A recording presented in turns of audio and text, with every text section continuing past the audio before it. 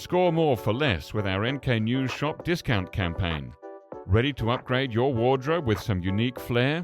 At the NK News Shop, podcast listeners buying any 2 items from our t-shirt or hoodie collections will snag their third for half off. Whether you're eyeing our North Korea-themed gear for yourself or as gifts, now is the perfect time to act. Don't miss out. Head to shop.nknews.org and make the most of this limited time offer. That's shop.nknews.org.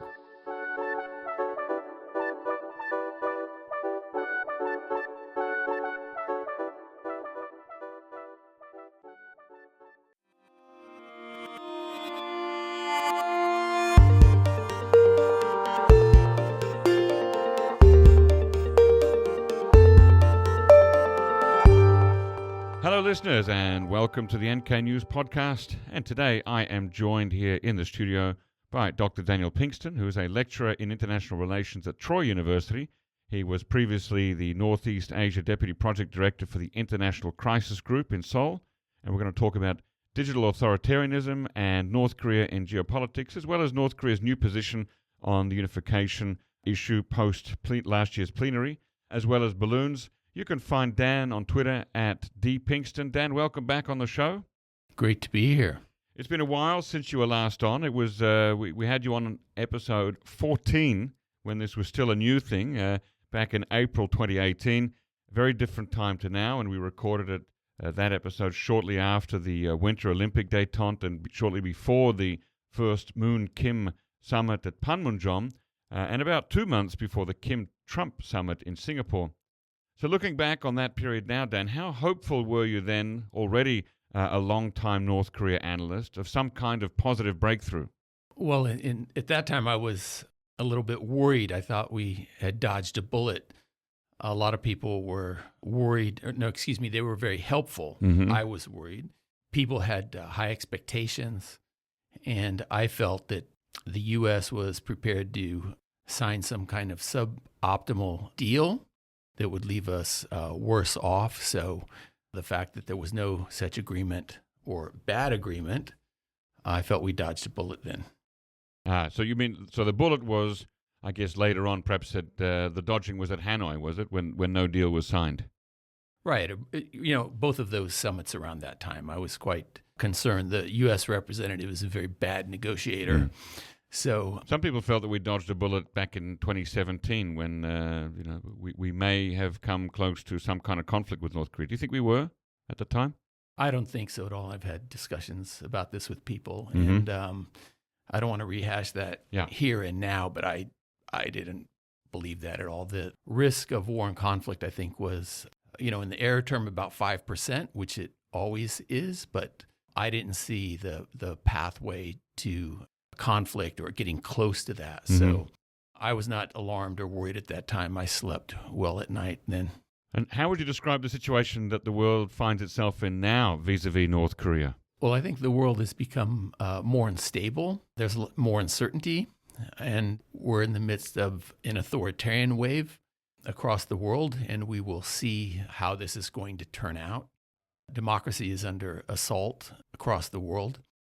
And dictatorships, authoritarian regimes, the usual suspects, those that are dissatisfied with the liberal world order are looking to overturn that order or to exploit the situation to their advantage. So that's what worries me. And of course, Mm-hmm. North Korea plays into that.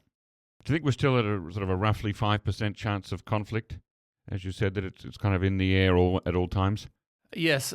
The good news is that the parties in Northeast Asia wish to avoid conflict because it would be catastrophic. Mm-hmm. So, all parties?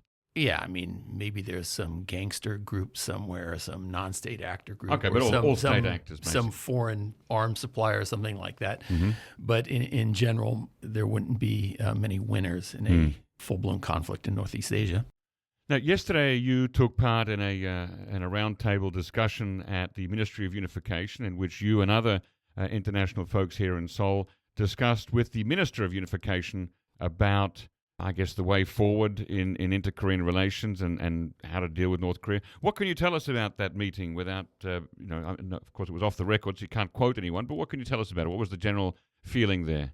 Well, I think I've seen maturity in South Korea across a number of different dimensions, whether it's economics, business, national security, military affairs, and now in inter-Korean relations.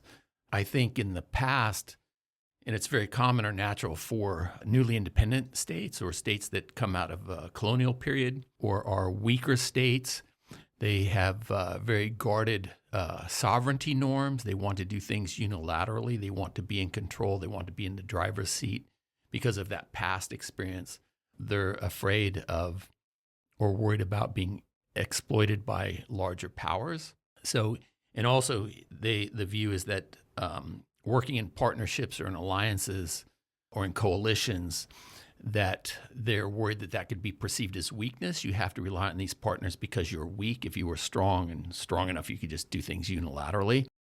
But actually, I think the opposite is true. So if you can work in coalitions and work in partnerships, then that's actually a strength. So you see the United States, which is a big power in the international system, they have a network of alliances and coalitions, work together with partners that have similar goals, objectives, similar interests, similar ideals, and so forth. So that network of alliances is a strength. So getting back to the South Korean case and unification and how this fits in. So on the security side, for example, South Koreans had always been interested just in the U.S. or in their own military power. But now they've recognized the utility of the United Nations Command and multilateral coalition, working with the Japanese in trilateral security issues and also in non-traditional security issues and so forth. So what struck me in part of the discussion, you see this in, and also in reports and news reporting, the ministry and the Union administration looking to international partners and realizing the cost of unification. This would be a very costly and difficult pathway going forward, and that cooperation from like-minded partners and from the international community would be necessary and helpful. So reaching out to partners and building coalitions, building these kind of relationships, and being open to these views from these other foreign scholars and specialists is different, say, from the past when, inter-Korean issues was a very Korean thing. And it should be. I mean, they're the biggest stakeholder. They should be in the driver's seat and everything else, of course. But the fact that they're looking for partnerships and looking to the international community as a supportive, pillar of this, I think is a positive development. Did you get a sense from your interlocutors at the Ministry of Unification that the South Korean government is having a rethink about unification? Yes, they're rethinking some things and rethinking some approaches. The minister did say that, despite maybe some misperceptions or, other distortions, that the Yoon government has been, is very interested in unification and wishes to achieve that. So, that's part of a domestic, political discourse here and critics and so forth, feeling that maybe Yoon has, dismissed or disregarded the importance of unification or working with North Korea. People can form their own judgments about that, but at least that was the attitude or the belief of the administration. The Yoon administration is that they have not neglected, or they are concerned about it. I want to talk briefly about North Korea's recent balloon launches into South Korea. They're sending trash and possibly some manure or feces. Do you see that as a gray zone act, so somewhere between war and peace, something that's hard to counteract? Yes, I found that very interesting. It's not the first time. They have sent balloons before.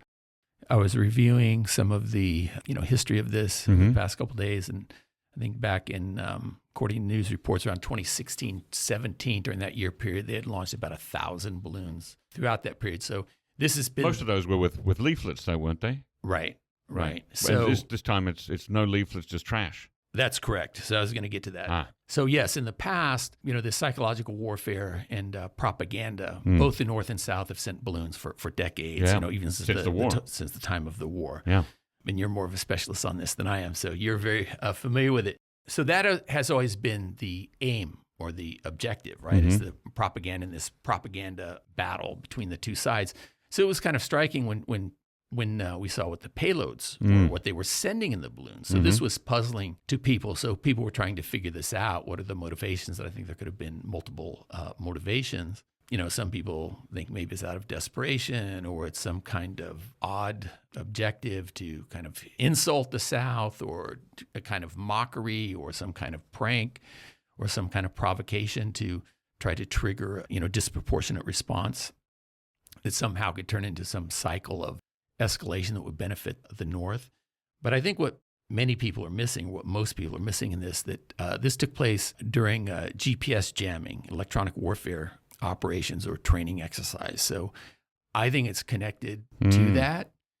And I'm worried because of the military cooperation with Russia. Russia's been making a lot of advancements in electronic warfare, and we've seen some of those effects in Ukraine. So, there's possible sharing of information there, sharing of technology, testing of technology. And so I'm curious about the details of this, the technical details of this, which I've been looking into the last couple of days. Well, about the balloons themselves, you mean, or the payloads that come in them? No, the electronic warfare stuff. So the balloons might be just a distraction then? No, I think it's related to it. It's part of it. Because those types of balloons, some people just say, it's humorous or shouldn't react or do anything, and just kind of laugh it off. I think there is a humor element of this. I think it creates an opportunity to retaliate in the information space, to mock North Korea, to get into the information space and information operations back to North Korea and showing North Korean people the absurdity of this, or this is what your government, your party state is doing, and the Kim regime is doing, and all of that. Make jokes out of it that are like too funny not to repeat, not to miss repeating. So you have to respond to these balloons. I mean, there were hundreds and hundreds of them, right? So not knowing what's in the payload, and there's garbage and feces or animal feces and everything else. So you have to make sure that there's not some biological agent, some biological warfare agent, some toxin, something that's dangerous. Wherever they land, they have to be cleaned up. Right. Landing in people's homes and their automobiles or in a school, things like this. So it has to be cleaned up. So you have to send out people. So all of these first responders, right? You probably got the text messages from the government, right? Do not touch, do not come into contact with. Yeah. Report it to the police, report it to the military, and all that. And of course, these people had to go out. So the fire department, the police department, military units all had to go out, and they had to coordinate this stuff, track these things. So there could be a couple of objectives in this, testing the air defense system, South Korea. Of South Korea, right? So the KPA looking at this, say, okay, what's getting through, what's not, South Koreans tracking this or not. And then when the payloads land in the South, they have to mobilize this interagency response, right? Right. So people in hazmat suits to go and pick them up and stuff. Absolutely. So they're using radios, communications. They have to coordinate all of this response. And they can monitor that. So all of those, a lot of the equipment that's tracking this, the communications and running the operations and everything else, emit electromagnetic energy, and that can be tracked. So the North Koreans can track this. They can do, work with their jamming equipment, see what they can jam or not, and there's a bunch of different things they can do in the electromagnetic spectrum, right, and so forth. So I think it's connected to that. It was done while these jamming exercises were going on, so that's concerning. Briefly, what's the best way for South Korea to respond to it? Is it, as you say, to get into the information space, to set up loudspeakers, to send balloons back into North Korea with not trash but information? Yeah, I've been an advocate for influence operations in North Korea. What does that look like? Well, stealthily way to get in whichever way you can. I think with AI and other new emerging technologies, I think there's a lot of things they could do to insert into the North Korean information space and into their intranet, into the Pyongyang, and to get in there. Things of recordings of senior leadership, backstabbing each other, or something that's reflects badly on the regime, the leadership, and something like that. And not the kind of, very unsophisticated things that, like a leaflet with cartoonish figure that looks like Kim Jong-un with like a pig's face or something like that. But very, very insidious, things that are slightly off And then it gets into, North Korean cyberspace, things on the radio. There are different ways to get things in there. It's difficult. Mm-hmm. And also humor, getting in jokes and things like that, mockery. People as a subversive technique. Yeah, that's subversive. People like humor. They like to laugh. They like to smile, especially in North Korea. Okay, well, let's see if that goes ahead. Let's move on to digital authoritarianism. That's something that you've been reading and analyzing a lot lately. What is digital authoritarianism, and how does North Korea use it? Well, there's two pieces of it, of course. The world champions of this, of course, are the Chinese and the Russians. With Russians and Chinese, I don't know who's the gold medalist and the silver medalist there. Mm-hmm. The Iranians are very active in this, but also the North Koreans. So there's a domestic element, maintaining tight control, monitoring, and surveillance of the information space, blocking any information that is negative or reflects negatively on the regime. And then, of course, filling the information space with positive information, propaganda, misinformation, disinformation, and so forth. So this was very evident, the past week. It was 35th anniversary, just 2 days ago, a couple days ago, right? It was the 35th anniversary of Tiananmen massacre. So that was all blocked out. That's been pretty much scrubbed from Chinese memory, right? Mm-hmm. So the effort to erase that so that people don't identify or remember it and controlling that has, of course, political effects.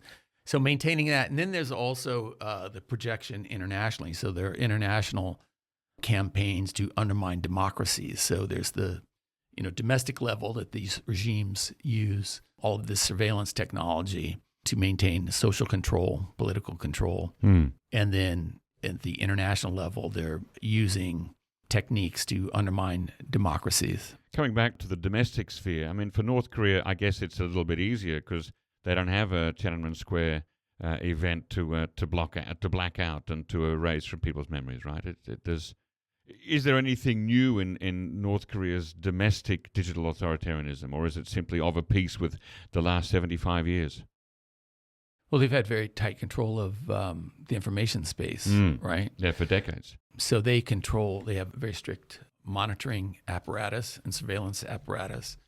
So they've been installing and implementing that technology.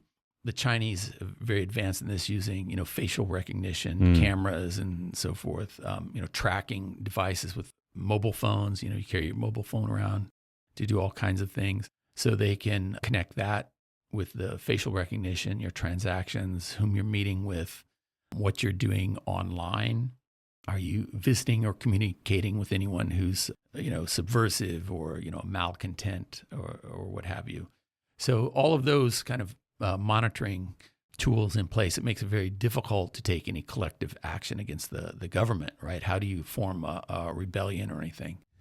So as far as, North Korea, I think they're way behind China, but they are getting these technologies to monitor and, surveil their population. Now, do you see North Korea as part of a global authoritarian wave in which governments are trying to basically fight against democracy and overturn the liberal world order, as you called it? Yeah, there are four of the four usual suspects, and there are a few others. Of course, there's Russia and China, North Korea and Iran. These states are what I would call revisionist malcontents. They're aggrieved states. They have grievances against the system. So their narratives are slightly different, but there's a lot of overlap or convergence. And then they have different ideas about, vision for the future or what kind of order they would like to have in the future. But where they agree is that the current system is suboptimal for them and they wish to undermine it and overturn it. And they will cooperate when and where they can to push that agenda. So because of those differing visions, I guess it's hard to speak of a bloc or an alliance. Is it more just of a loose coinciding of interests, kind of more opportunistic than anything else? Right. They're authoritarian regimes. So authoritarian systems or dictators, they're very transactional, right? They can't make credible commitments because when you're unconstrained, you're a powerful dictator. You can do whatever you want. You can make an agreement today and tomorrow I can wake up and change my mind, right? And rewrite the rules. So in the international system, of course, there's no Leviathan, there's no global police, there's no world government. There's no 911 you can call to enforce an agreement or a contract, right? So you can renege upon the agreements. Now, people say that liberal states do that too, right? I mean, there are agreements that Western states make and then go back against, or they simply reinterpret them, or they say it doesn't apply in this case. Well, people can say whatever they want, but I'm convinced liberal states, democratic states, and authoritarian states are different. If you want to talk about that, we can do a whole hour. You want to come do another podcast on that, or we can discuss that over beer. But I think that's kind of a what tools resolved issue. What tools do democracies have at their disposal to challenge this kind of anti-democratic wave, this digital authoritarianism? Well, it's difficult. That's what we're searching for. So authoritarian regimes and dictators are unconstrained. They can write the rules to their benefit.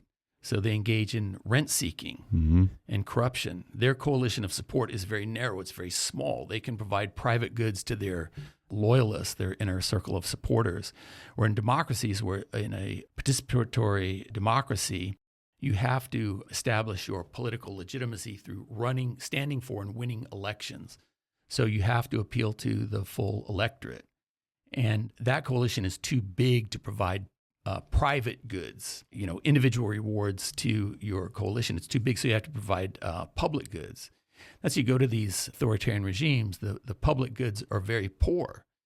I mean, you go to Russia, you get outside of the big cities, the public goods, the wastewater treatment and roads and hospitals and everything else that's run down, same as for North Korea. So generally speaking, and some states are, organized differently. They provide public goods better than others. Some states have better governance than others. But I think in general, dictatorships engage in rent-seeking to enrich themselves and their very narrow winning coalition of supporters. But to come back to the question of what democracies can do to challenge that, it sounds like democracies will always be vulnerable to rent-seeking attempts by authoritarian states. Well, that's why I think that, this back to the information space and the influence operations, getting truth into these authoritarian regimes and exposing the inefficiencies, the corruption, and the rent-seeking. So this is what's, this paradox or this irony of it is in the 1990s when internet was kind of exploding and everyone's getting online. The consensus in those days was that the lowering the costs or lowering the barriers to information was going to do that. It was going to expose the corruption, the inefficiency, the rent-seeking, the human rights atrocities, and all of that. Right. And that dictators were doomed, right? So that was the end happened to that? It was supposed to be the end of history, right? So people were caught off guard. I didn't expect it, unanticipated consequences. So authoritarian regimes adjusted and they adapted to this, and now they're using the information space, using cyberspace, and they've developed these tools of monitoring, surveillance, and also the information warfare, influence operations, misinformation, disinformation, to confuse people, to undermine confidence in democratic institutions, both domestically and internationally, to undermine confidence in elections, and then people just quit. They lose interest in participating in government, in governance, and then, or create chaos. And in that case, it makes it ripe for a strong man to step in and make the rules and take over. It's a bleak picture. We'll have to get you back on when you find a solution to this. Even as we watch North Korea and Russia seemingly collaborate and encourage each other in the international space, we do see some cracks in the facade. For example, there was the UN panel of experts report that recently quoted a cybersecurity firm as saying that North Korean hackers had broken into a Russian missile manufacturer and may have stolen some data from that manufacturer. Is North Korea playing both sides of the fence, working with Russia and other states while also perhaps stealing from them or undermining them?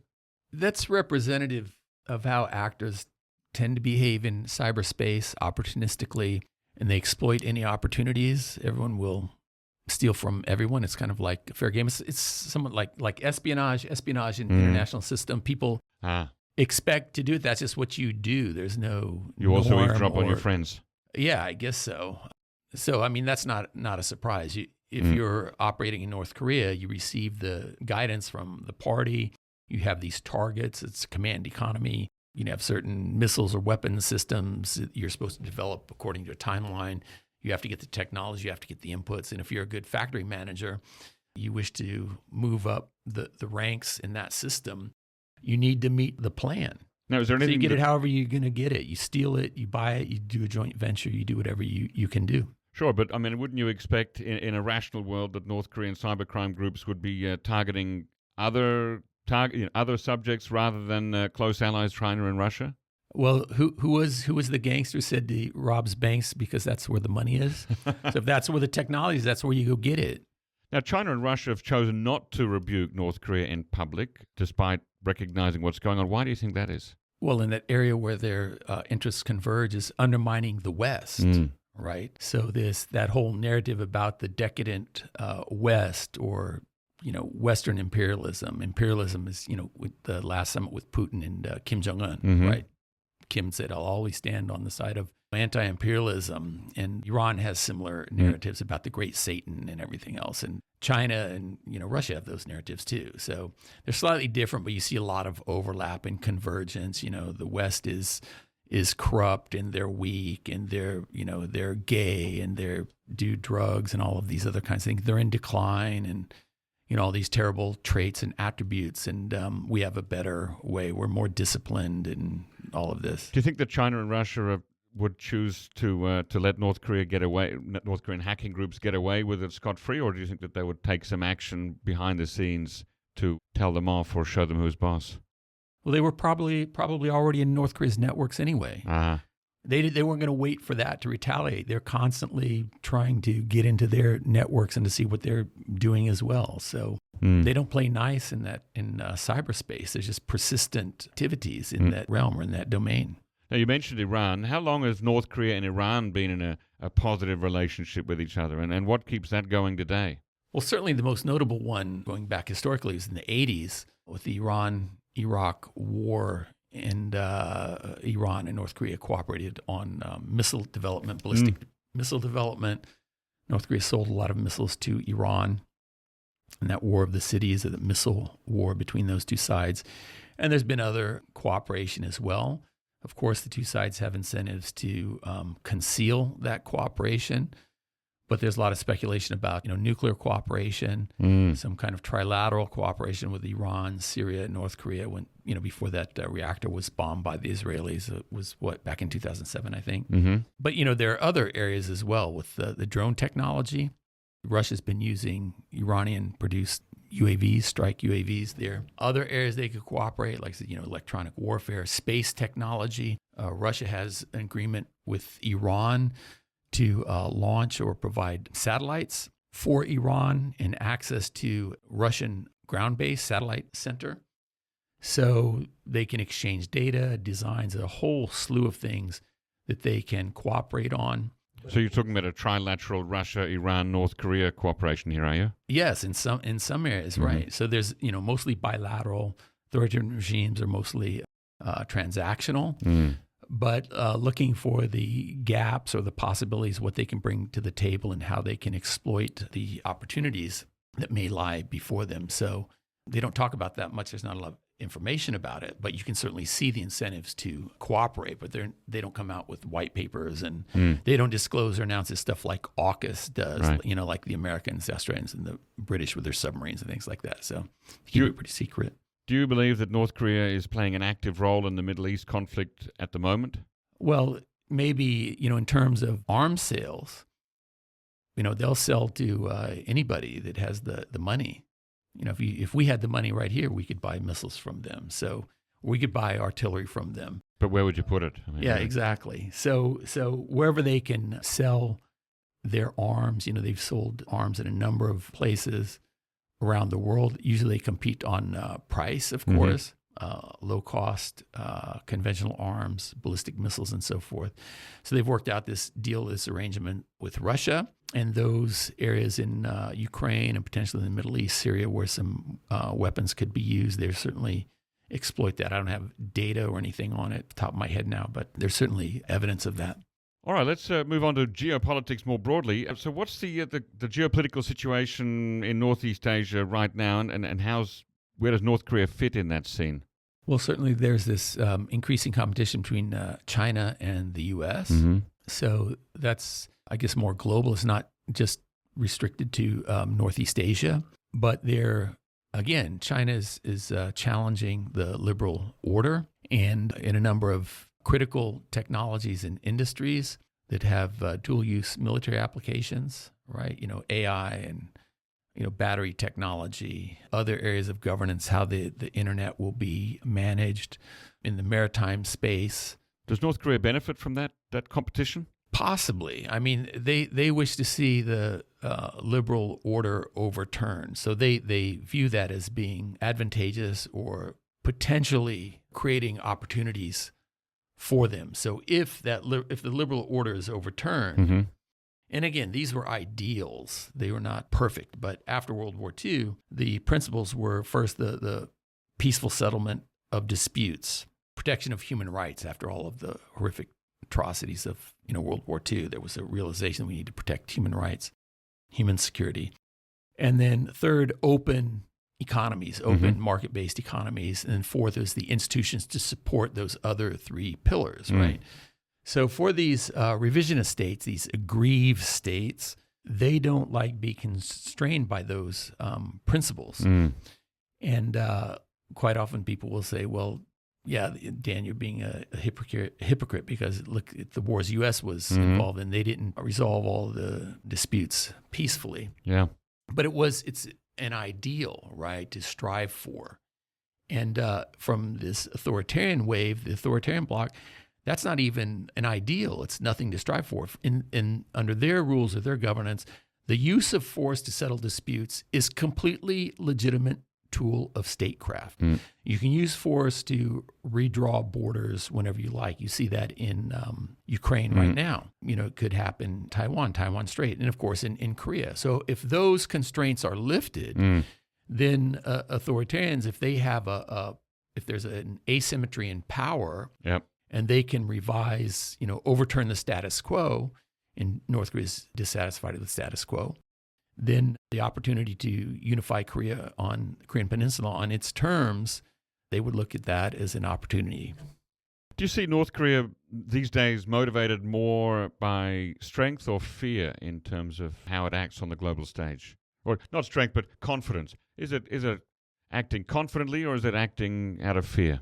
Well, I think there's confidence in two ways. We see how Kim Jong-un, where he's placed his bets, where the Workers' Party leadership has placed its bets, is that the world order is in flux, it's being contested, and it's going to collapse. There's going to be this new authoritarian order that would create those opportunities. So, I mean, it's reminiscent of the 1940s or whatever, when Kim Il-sung was, you read those old party plenary reports or party congress reports and that about the global situation, right? And being very, very enthusiastic and confident about, especially like when the CCP won the war and established the PRC in 1949, Vietnam and so forth. So there seemed to be this communist wave and what everything, Marx had predicted was coming to fruition. So it was this kind of confidence. So it's a different time, different system, different setting. But as far as this liberal order and the West being in decline, I think kind of looking forward and thinking there's going to be opportunities.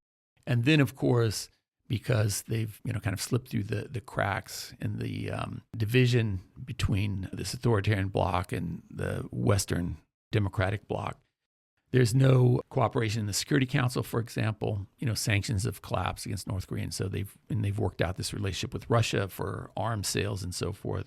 So they're much more stable internally, I think, than in the past because of the economic conditions have probably improved. COVID gave them opportunity to crack down. They're getting more of this surveillance technology that we were talking about earlier, and they've come to complete a lot of their weapons developments. Do you see a set of circumstances in which North Korea might be encouraged to act out in a violent way against South Korea? Well, if the opportunities were right and if they think they could exploit the situation through violence or use of force, of course, they use of force. That's how the political system works in North Korea. They are the world's greatest realists.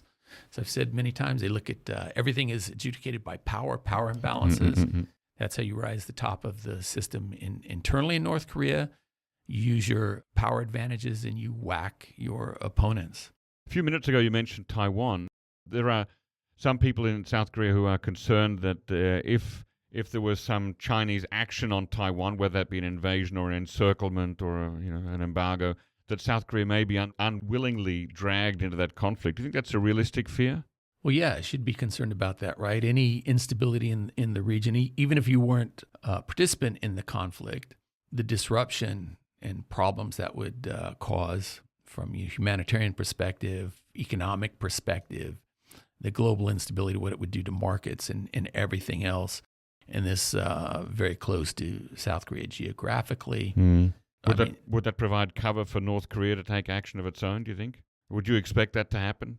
There's action in Taiwan that North Korea may do something on the peninsula? It's possible, of course, right? So there's a lot of variables, and depending upon the conditions and everything else. So it's too complex to predict or just isolate that one variable. But certainly North Korea would act opportunistically if they could. Yep. There's no aversion to using force to achieve political objectives. So if the opportunity arose, they would certainly be willing to do so. But on the other hand, they're very aware of power asymmetries and they can be deterred. Now, very briefly on the last year's plenary, we've had a lot of people talk here on this podcast in the last 6 months about Kim Jong-un and North Korea's new position on unification. What's your take? Are we seeing something fundamentally different, or is this same old, same old? Well, I think in the context of this unstable and changing geopolitical structure, global structure from North Korea's viewpoint, I think this is a recognition of why there's a change. North Korea is looking for a new unification policy. But I heard some people yesterday, and see a lot of people talking about North Korea giving up, or Kim Jong-un has abandoned unification. I think that's absolutely false. Not abandoned unification. I think what he said is he's not interested in peaceful unification with the South. Is that right? Yes, I think the announcement or his report in December coming out of the plenary was that there's a recognition that the past unification policies were failures. So if we can break those into like 3 or 4 periods. So one is the war period, or leading up to the war period, subversion, united front tactics and everything to try to avoid the national division and establishment of 2 states. And then, of course, the war. So use of force, that failed. Then from the end of the war in 1953 up until, let's say, the end of Cold War I in 1989 or 1990, there was this effort at subversion, undermining South Korea, fostering a revolution from the ground up and all of that. So use of terrorism and so forth. That failed. So then from the end of the first Cold War, this North Korea and a lot of people in the world, everyone in the world, is kind of looking at where things were going to settle and what their place was going to be in the world and what the world order was going to look like. But of course, North Korea was plagued by the internal crisis and the famine and all of that. So they really had to focus on their internal affairs and to stabilize things there. So then they moved to this next period, under Kim Jong-il, if we want to call it Kim Jong-il period, basically from the early 90s up until now, was this effort at engagement and slight opening to the world to push unification in their way and to achieve this idea of 1980 Kim Il-sung's confederation. Cordial confederation. That formula. So that was kind of the idea, build a united front tactics, and eventually, to unify Korea through that mechanism and turn it into, under party control eventually. Okay, so that's all failed. So what so now? That's failed. So all of these previous efforts have failed. So now they're looking for a new strategy. And this is in the context of this changing global order in North Korea's mind. And I think looking at the different options, putting force back on the table, and that the use of force is a realistic option. So if the opportunities are right, situation is right, and that presents itself, then I think that's a realistic option that they're planning for and thinking about.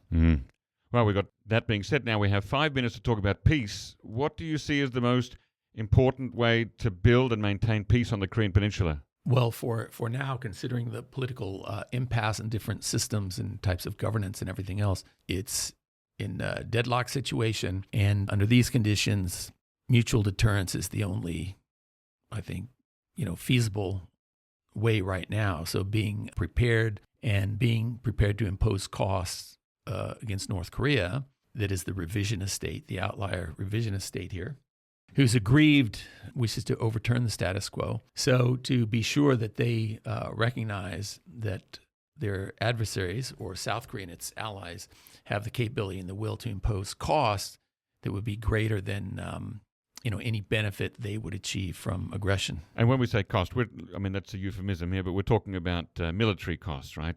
Deaths and destruction. That's what mutual deterrence comes down to. That if you hit me, I'll hit you worse.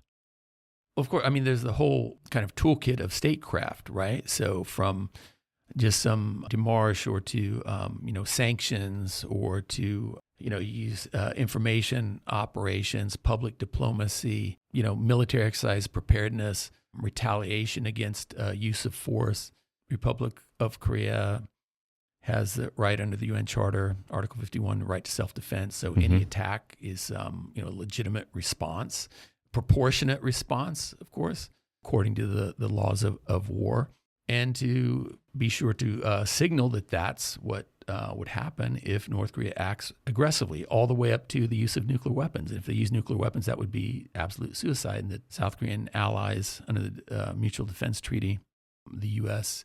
has the means and the will to retaliate in kind, if necessary. Do you think that China has a positive role to play in building and maintaining peace on the Korean Peninsula? Yes. It'll take too long to talk about that or bring that up. Why don't we save that for another time? Okay. Well, what do you think about recognizing North Korea as a nuclear power? Is that a way to go forward?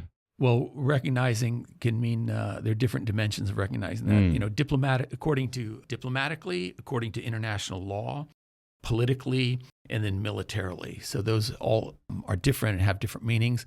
So militarily, of course, you have to recognize the capability and plan accordingly and prepare accordingly. As far in terms of international law, absolutely not, because the way they acquired their nuclear arsenal violated international law, violated their treaty commitments.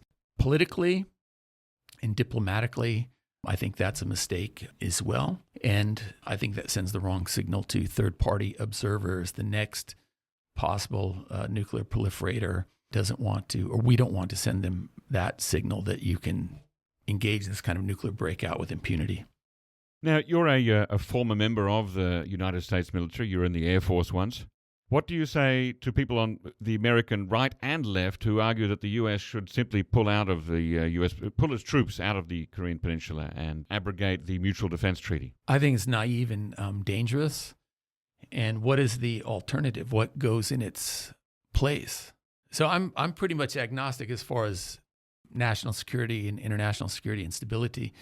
And there are different pathways to get to security. You can have, collective security regimes. You can have unilateral power balancing. You could have coalitions of like-minded, friendly states that just have common norms, identities, and beliefs. So different pathways you can get there. So if you dismantle the current structure in Northeast Asia, which was created before I was born, and most of the critics were born, so what is the alternative pathway? What is the alternative institutional arrangement? And usually when you ask people that, they don't have a good plan or idea. Same thing with this global, world order stuff I was talking about, the critics, the Russians, Chinese, and everything. They don't have much of a plan or alternative idea. Chinese do in terms of, alternative institutions, global institutions, and how they think things should be run. But I've asked North Koreans this. Okay, you want to dismantle the Mutual Defense Treaty between Seoul and Washington, withdrawal of U.S. troops. So, okay, this is the current security apparatus arrangement. What's the alternative? And then they just kind of pause and they don't have any answer. So for those people, I say, what's the alternative?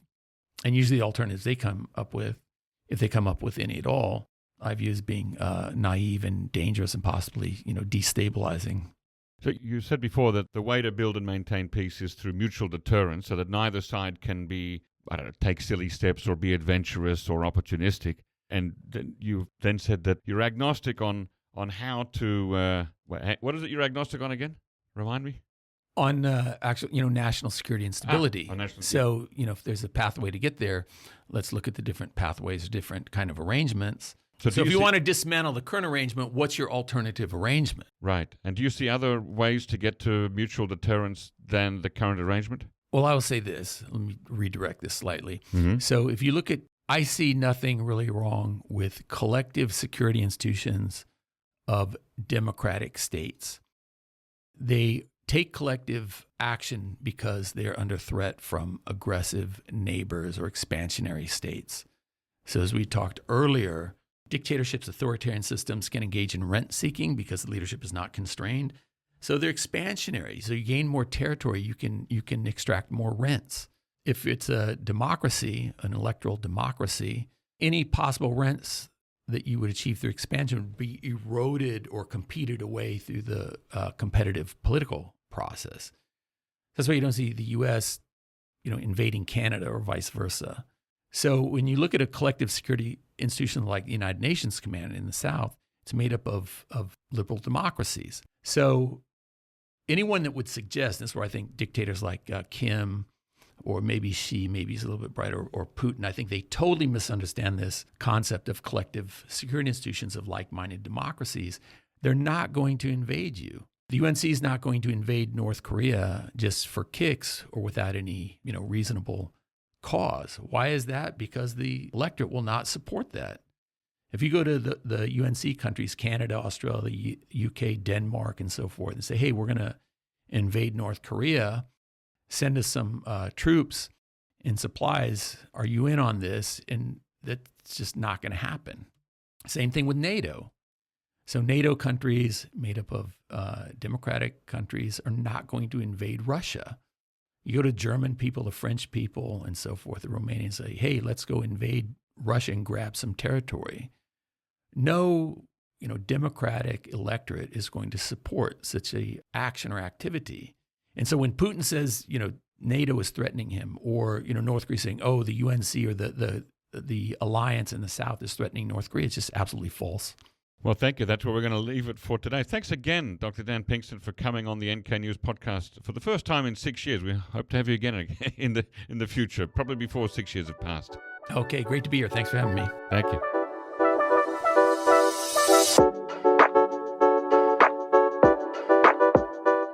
In the intricate world of Korean affairs, tailored intelligence makes all the difference. Korea Risk Group's consulting services offer specialized, actionable intelligence designed to guide your Korea-related decisions. We provide bespoke consulting services that cater to your unique challenges and goals. From policy analysis to market entry strategies, we bring clarity to complexity. Transform uncertainty into opportunity and visit KoreaPro.com Solutions today.